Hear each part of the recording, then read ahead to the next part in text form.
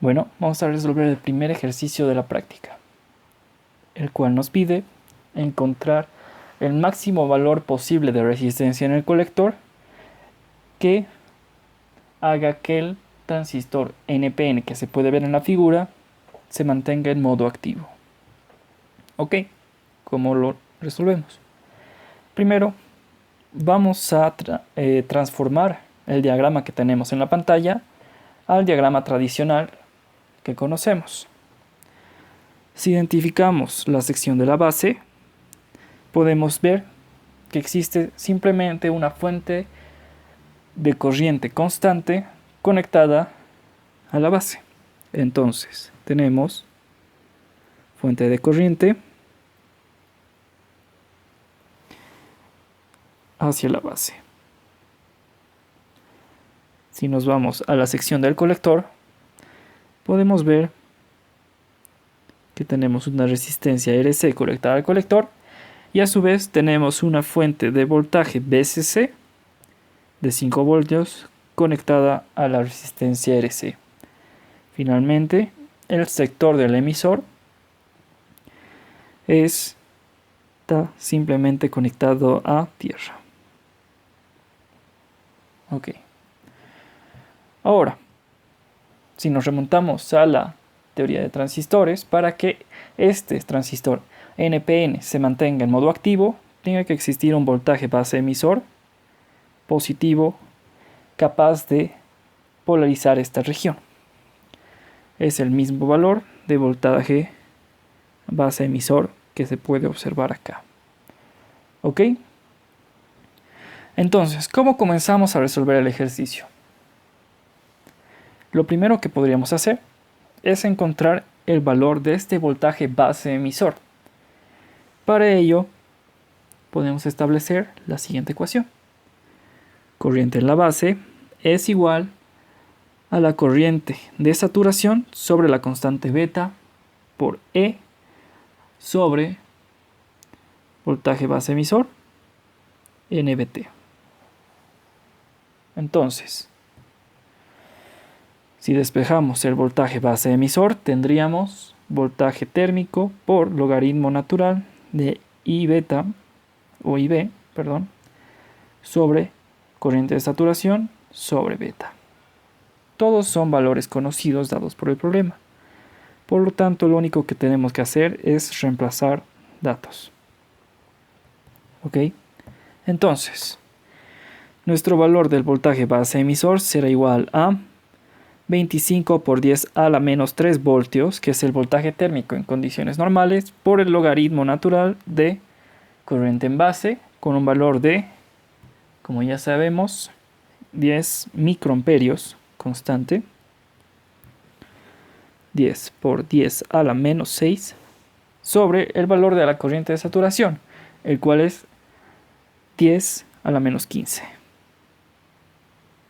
por 1 sobre beta. Si beta tiene un valor de 100, simplemente es 10 a la menos 2. ¿Ok? Entonces, el voltaje base emisor será 690 milivoltios aproximadamente. Lo definimos a 0,69 voltios por comodidad. Tenemos nuestro primer dato. Ok, ¿cómo continuamos el ejercicio? Podemos definir la corriente en el colector, es decir, la corriente que fluye por acá, ¿no es cierto? ¿Cómo lo hacemos? Simplemente utilizando ley de Ohm, la cual nos dice que la corriente en el colector, en este caso, se puede definir como una diferencia de potencial.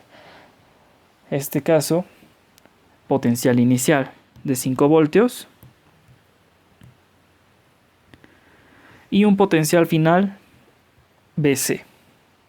Eso es 5 menos BC sobre RC. ¿Ok? Bueno, ahora lo que a nosotros nos interesa encontrar es la resistencia en el colector.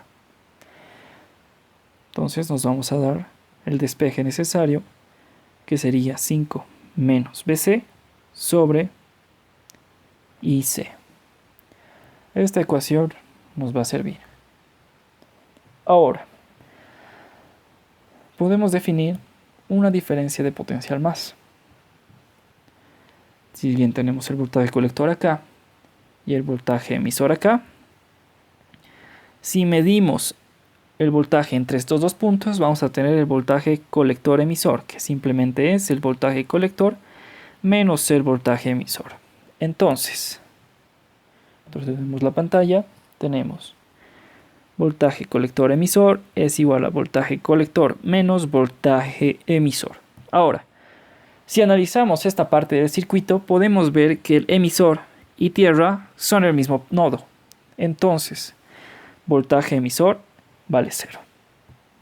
Simplemente tenemos ahora que el voltaje colector-emisor es igual al voltaje colector.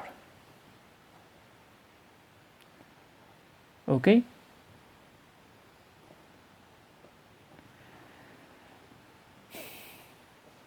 Continuando con el ejercicio, tenemos una relación más que nos es útil. La corriente en el colector es igual a beta veces la corriente en la base. Entonces, la corriente en el colector es igual a 100 por un valor de 10 micro. Esto es igual a 1 miliamperio. Entonces, tenemos que ver la teoría de transistores para terminar de resolver el ejercicio. Si analizamos, para que el transistor se encuentre en modo activo, tiene que cumplirse esta relación bastante importante. Voltaje en el colector tiene que ser mayor o igual al voltaje en la base. De esa forma, el voltaje colector base provocará un potencial mayor en la región N del transistor que en la región P, polarizando inversamente la región colector base.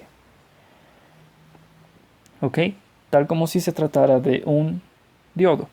Si aislamos la región base emisor de un transistor NPN, si lo dibujamos acá, la región N, la región P y la región N otra vez.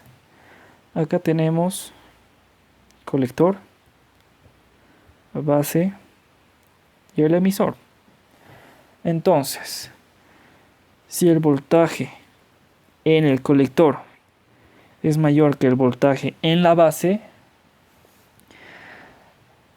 si analizamos solo esta parte de acá y la vemos tal como si fuera un diodo, si queremos hacer esa analogía, podemos ver que se polariza inversamente. Por lo tanto,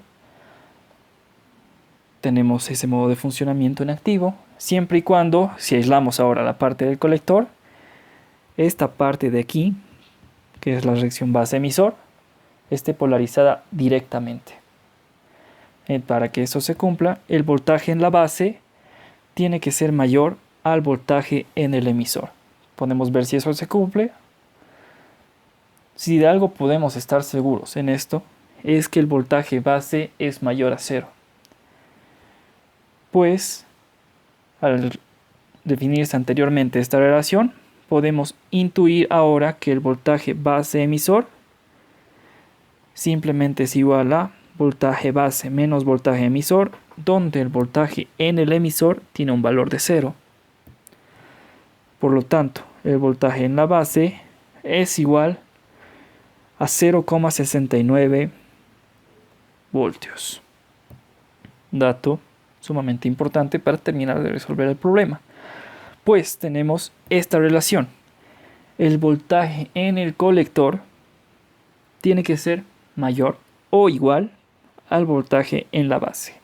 Entonces, si queremos trabajar en un punto extremo, pues obviamente tenemos que analizar en el caso extremo donde voltaje en el colector es igual al voltaje en la base.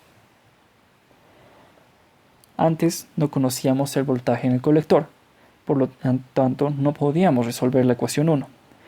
Ahora que definimos que es igual al voltaje en la base, podemos decir que la resistencia en el colector en un punto de operación máximo sería 5 menos voltaje en la base sobre la corriente en el colector. 1 por 10 a la menos 3. Sabiendo que el voltaje en la base es 0,69.